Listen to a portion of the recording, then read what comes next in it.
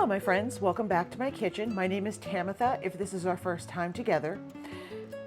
We're covering something that is very important if you're getting into freshly milled grains and you want to take it even more seriously. This isn't, when you get a mill and you're going through the expense and you're starting to collect your grains, you want to get the most out of it, in my opinion, as you can. And that means being able to take grains and move them into the other types of flour if you can. There is a method, it's called extraction, but it also matters which grain you're starting with. So if you've ever wanted to make all-purpose flour, bread flour, cake flour, pastry flour, but mill it yourself at home, this is the episode for you. As always, I make a printable for you, but this one I did a little extra.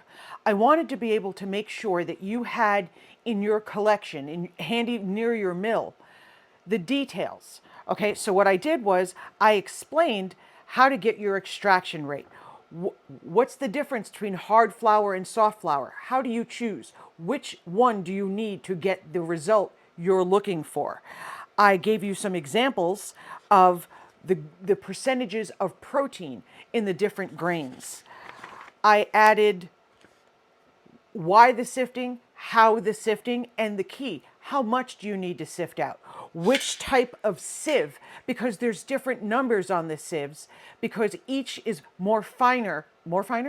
Each is finer than the next. I gave you all the codes, so you know when you're ordering, there's a number 40 sieve, and it's vastly different from a number 80 sieve. And I didn't know if that is something that was readily available, so I did it. What else did I add here? Because this took me 3 days. So what else? Finding your extraction rate. And then I gave you exactly how to go ahead and do the chart for all-purpose flour, bread flour, pastry flour, cake flour. I gave it to you. So if you don't usually go grab the printable, this might be one that you really do want to get a hold of. I've not seen this collection done this way. I think it would have helped me quite a bit had it been done back when I was learning it. So I went and did it for you. I hope it helps. This will be linked in the description box below the video. There's a link there. It will take you to my website, and everything will be there for you. I hope it helps. Let's grind some wheat.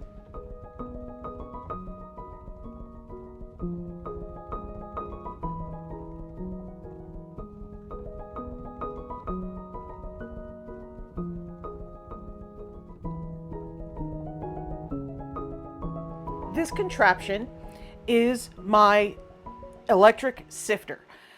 Do you need a contraption of this size if you don't bake a lot, or it's not your intention to bake a lot?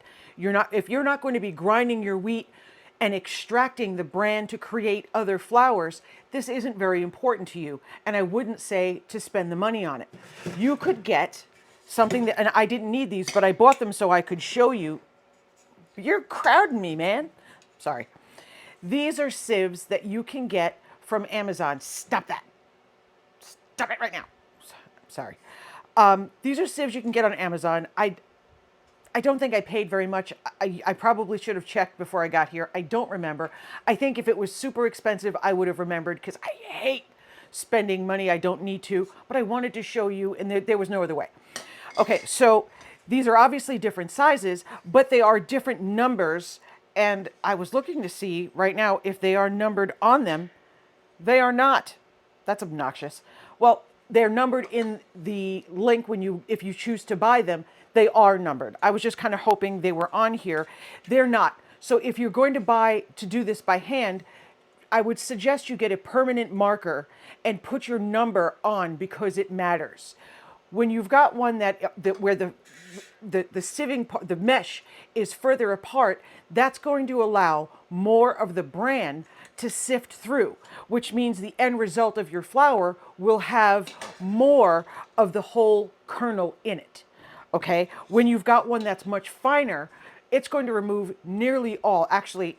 And so when you're starting out and you want to sift some of the bran, that's the outside of your kernel. That's the part that's quite hard. Okay, so that's the outside. and that's it, it's what causes your flour to be less glutinous. Why? Because the shards are cutting the gluten strands when you're working with your flour and you're turning it into a dough and you're working that dough. The more protein, I can't even speak. Okay, the more of the bran that is left in there, they're sharp, and so they're going to keep cutting the protein strands that you're looking, the gluten strands you're looking to develop. And that's going to give you the ability to retain your lift, more bubbles, and give you that really beautiful texture.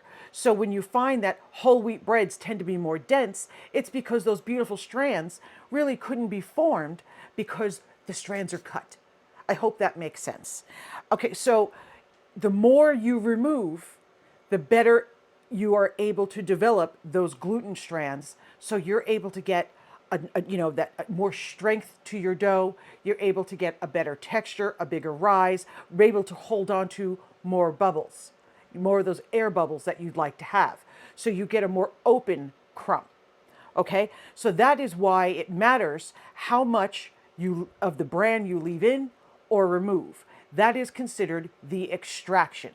That is not the same. You cannot take, for example, a hard red wheat, which is a high protein.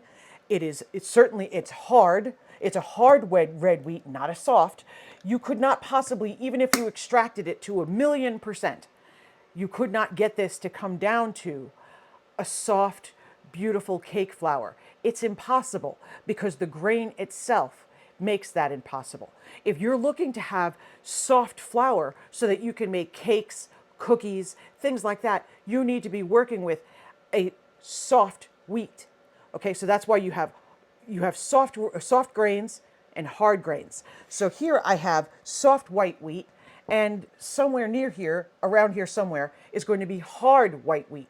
They are not the same. They are not interchangeable if you're looking for that result.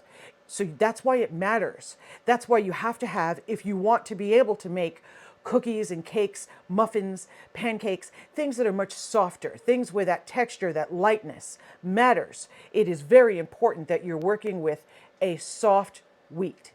If you're working with a hard wheat, that is where you're going to go for your breads and things that need more structure. And there is no amount of sifting that's going to change that and make them interchangeable. I hope that made sense. In my head, it made sense. But then I stumbled over my own words, and you never know. Okay, so that is why you want to be very careful when you're ordering your grains that you don't say, all right, well, I'm just going to stay with, something that seems like all-purpose and just order soft wheat. Well, no, because now when you grind this, you're never going to get up to the structure that you want for beautiful bread. And there's nothing you can really do to change that.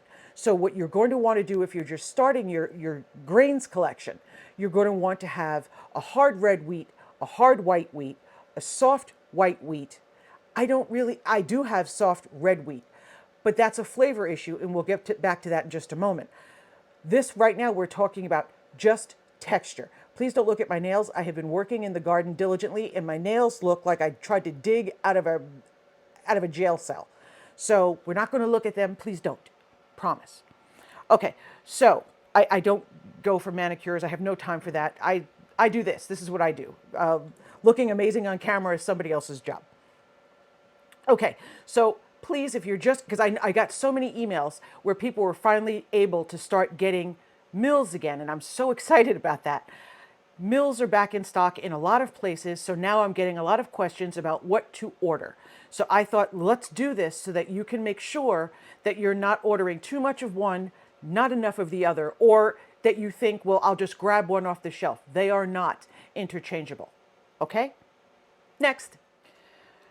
So that I could beat a dead horse, because we all know I do really enjoy beating a dead horse. Here we've got the Glen is a hard red. It's really delicious. It's very strong in its flavor. You will find that your red wheats, they have more tannin. They have a bit of bitterness to them. Some people, that's what makes them dislike whole wheat flour or whole wheat breads, is they find them bitter. Well, what you're finding bitter is perhaps the red wheat, and you might find that you really do enjoy the hard white.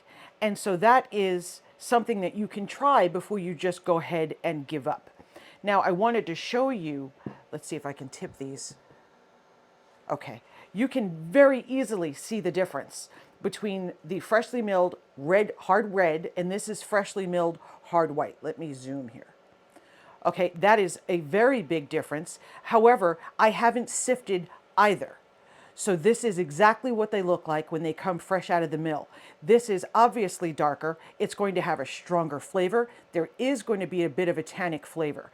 The red, the hard white, it still does taste like wheat. So if you're thinking, well, it's going to taste just like all-purpose flour, it will not, but it will taste a lot closer than this. So I always say, if you're just moving to whole grains, start here. Start with your good Lord, start with your hard white and then work your way up to trying some of the hard wheat, the hard red. This is so confusing to say.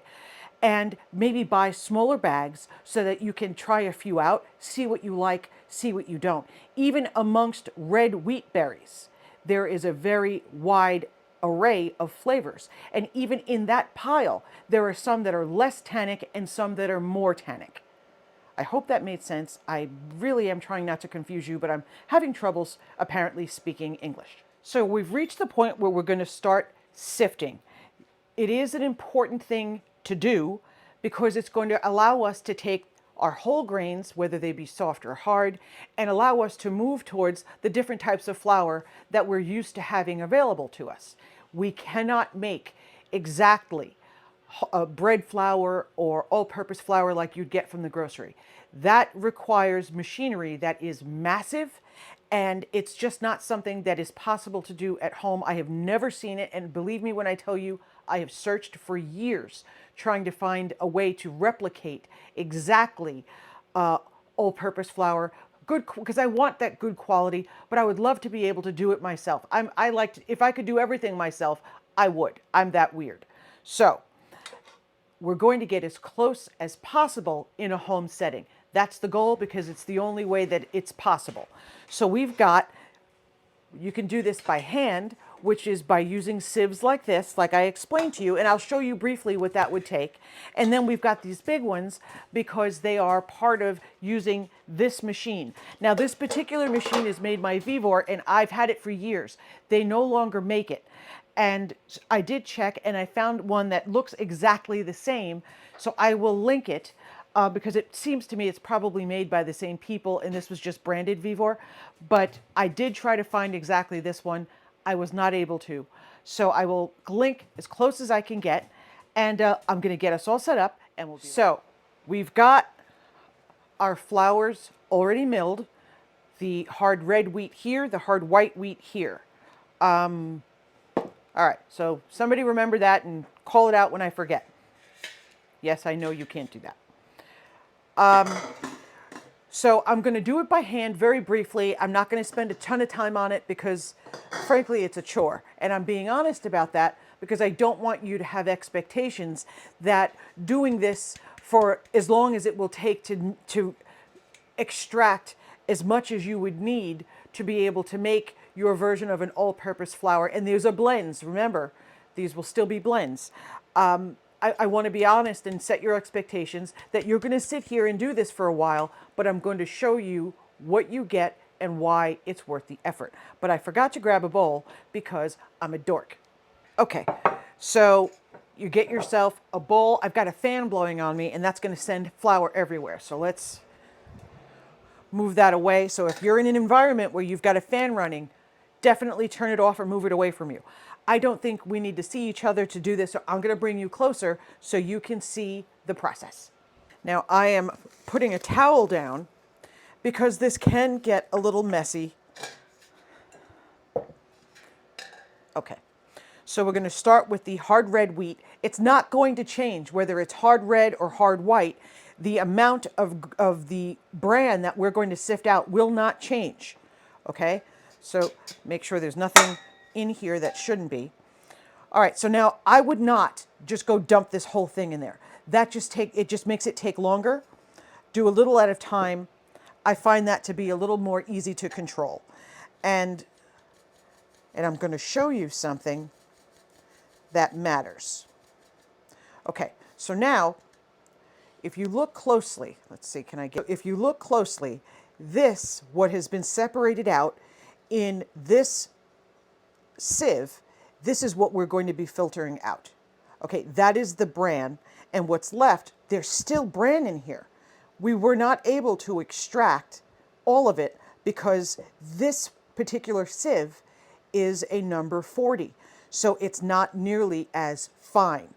The more fine your sieve, the more of this bran you will be able to sieve out. Okay, so I'll do a bit more. Don't do it all. Don't dump it all in there. It becomes uncontrollable. It'll be all over the place. Ask me how I know. Now this, what I'm doing here, what I milled was 1 cup, just for reference, so you can have some idea of what to expect. I just grabbed a cup. Now I have the scale on the table. Why? Because when we're baking, we want to make sure that the amounts that we're measuring out are done in grams. So I wanted to make sure that we're not going to be trying to use dry measure if we don't have to. If you don't have a scale, look, it is what it is.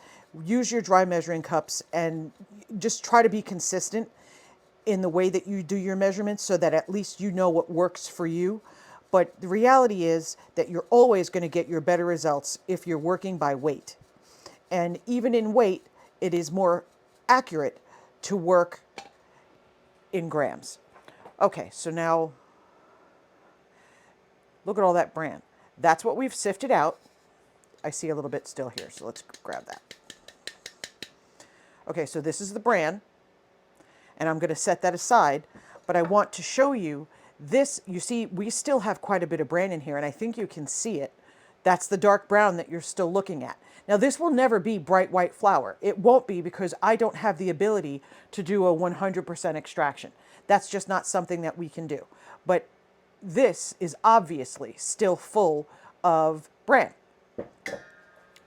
So, just grabbing I'm trying to grab a glass bowl so that we can see what we're actually dealing with a little easier. This is, can't see as well in the ironstone as much as I love it. So, okay, so right now, this is what we have sieved out using a number 40 sieve. Now,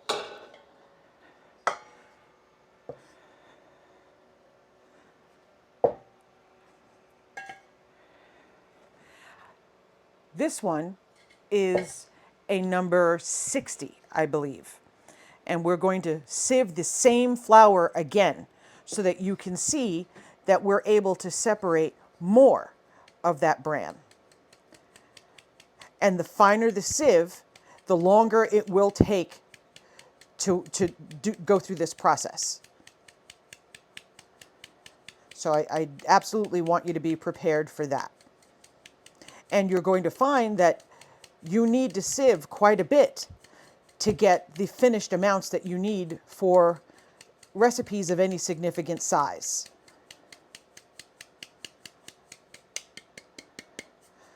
I just want to be able to set expectations. You see the difference? Now we've already sieved this, and look how much was left behind. Making sure I'm not leaving any of our flour in here. Okay, do you see that? Make sure we're...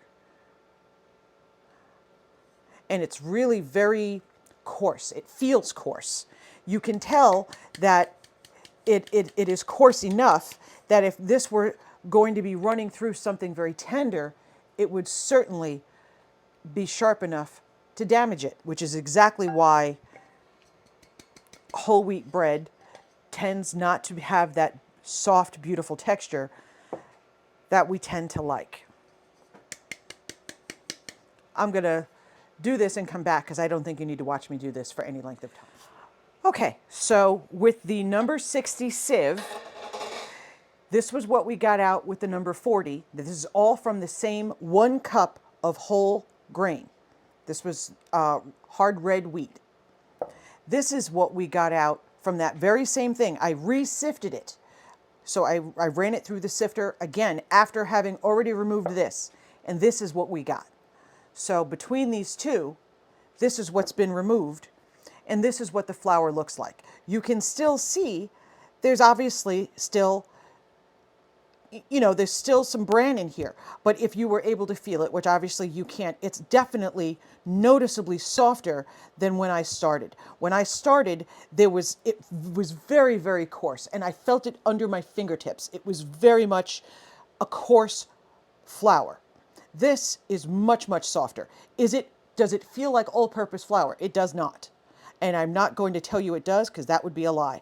But you can see that it's definitely acting like a flour. It's kind of sticking to my hands. It's creating that dustiness that flour tends to create. So that's what we were able to get. I'm going to just put them together. This is what's been removed from 1 cup of flour. This is what we got. You know what we can do? We can weigh it just so that I want to make sure that you have all the information that would be in any way helpful. So measuring in grams, in usable flour, we have now 178 grams of usable flour that's been as sieved as I can get it using these 2 sieves. And we were able to separate 31 grams. So we have 31 grams of bran that we were able to rescue. I don't know why I said that. We have 31 grams of the bran that has been separated, 178 grams of flour. Okay? Now, do you have to throw away what you've sieved out? No. I don't know if you've seen people add bran to different things that they eat, bran muffins and things like that. The people actually pay for this. I have tried giving it to my chickens to see if maybe they would enjoy it. I will go on the record and say they did not. They ran over to it very willingly and had no interest in it. However, if I take the whole grains and toss them out there for them, they love it. So if you were thinking about using this for chickens, my chickens, of which there are quite a few, there's probably about 50 of them out there at this point, they weren't feeling it. Okay, so let's move you back. Okay, so now we're using the electric sifter, and I have 1 cup of the hard white that we're going to run through here so we can see if there's a noticeable difference. So what this does is you attach your sieves with these, and there's 3 of these springs, and it holds it in place. So you want to make sure you have all of them hooked on, because if you don't, it doesn't work correctly. Okay, now you cannot use more than 1 sieve at a time, meaning you can't stack another sieve on top of this and have it going. In fact, in the instructions, it tells you not to do that. I tried it anyway just to see what would happen, and it wasn't particularly effective, and it made a really obnoxious sound. So you might go ahead and skip that one. Okay, so we're going to turn this on. It's plugged in. The wire has the plug, the on and off on it. Let's see, where are you? Okay, so here's what it sounds like with nothing in it. Okay, so you get with this literally just shakes all over the place. So when you put the lid on, it's really obnoxious. So here, I'll show you so that you'll see why I'm going to make sure the lid stays off. That's why.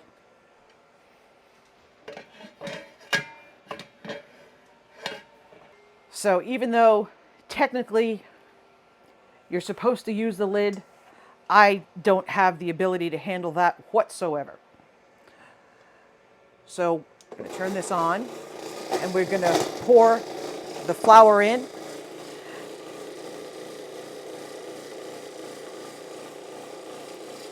This is what we've got after we sieved 1 cup of hard white wheat. So you're definitely going to see that it's lighter, but I can still feel bran.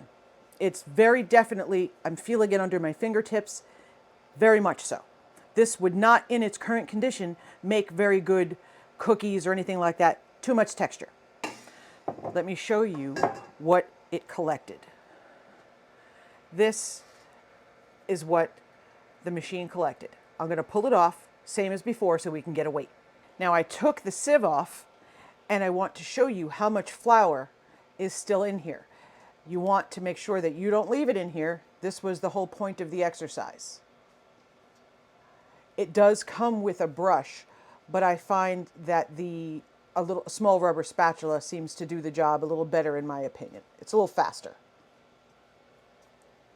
And you just run it right through the spout. It's very fast. It does, so you can do large amounts of flour much faster than if you were doing it by hand, which is the reason I bought it. I was finding doing it by hand exhausting.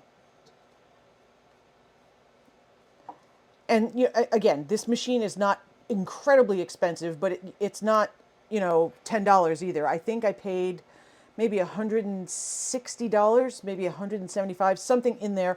I've owned it for a long time, and I wasn't able to go back and check the price because Vivor doesn't have it anymore.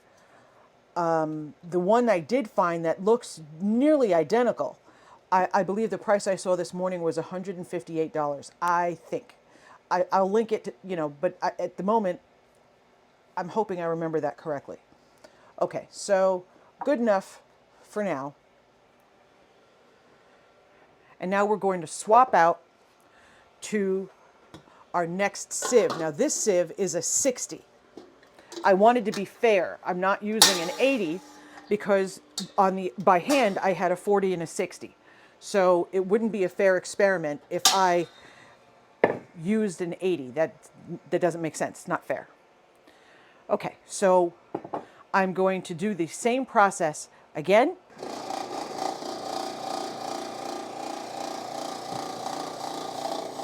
We started with the exact same amount of wheat berries. This full to the top. This is a 1 cup measure, smoothed off so that it was not rounded in any way. The measurement was exact, okay, of wheat berries. The first one we did was hard red wheat. That was really about color. It doesn't change very much, if at all, between the extraction. It changes your flavor. That's what's important. Okay, so the hand extraction, where we were just banging on the sieve, we got 178 grams of flour and 31 grams of bran that we were able to extract. That is what we got from milling by hand 1 cup of whole wheat berries. The reason the machine really does end up kind of paying for itself, we got, now you're going to say that's weird, we have less flour. We only got 133 grams of flour. That is correct.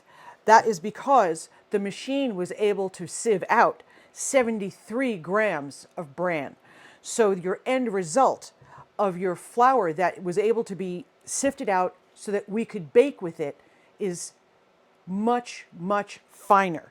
This is as close as possible as you can get to flour that you would buy in the supermarket or wherever that you buy your flour.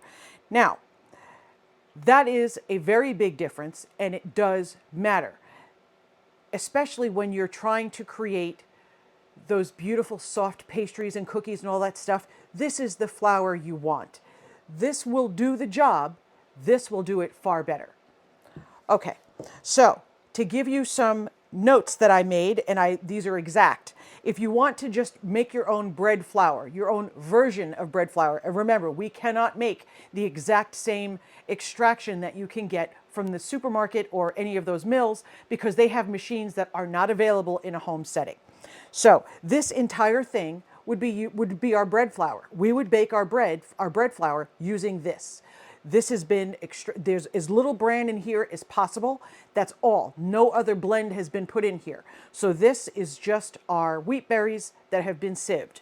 That was what we would use as bread flour. So if you were going to use one of my recipes and you were going to use part whole grain flour, that would be without sieving, meaning the bran is still in there, then you would use the measurement that I give you for bread flour, that would be from here. To make your own version of homemade all-purpose flour, it's going to be half hard white wheat that you have sieved and half soft white wheat that you have sieved.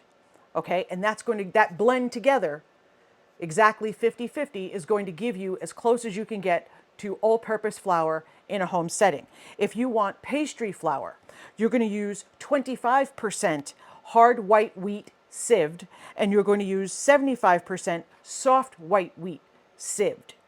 Okay, for your recipe, that goes by weight. Please use grams.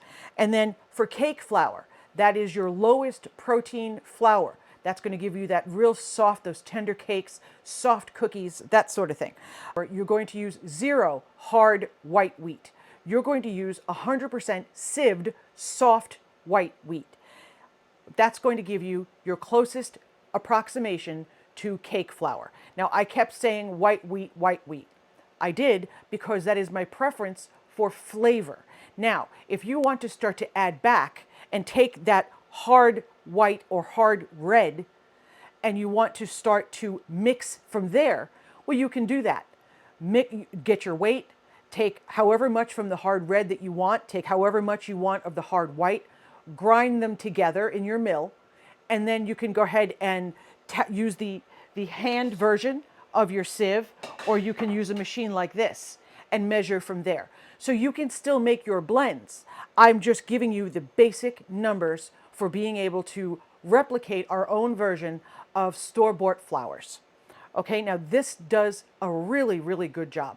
It will not be exactly like from the store, but it is close enough that you're able to make all sorts of things at home with flour you ground yourself.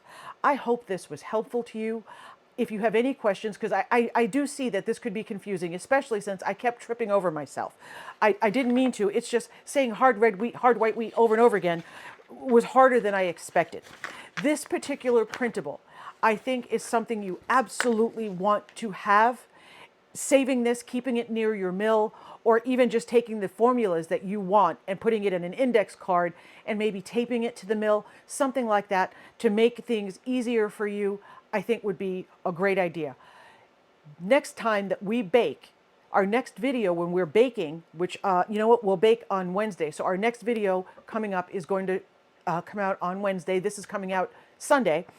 We will be baking with our flours that we have extracted ourselves, so I can show you the end result, how to bake with it, how to make something amazing with your homemade all-purpose flour, your homemade cake flour, and see that it's worth the effort, because it is. I hope you love this. It's another way that we are able to be independent and do more for ourselves at home, and I think it's fantastic. It's worth your time. I've been doing this for years, and I love it enough to share it with you. I hope that helps. I'll see you next time. Thank you so much for being with me. Mwah! I love you.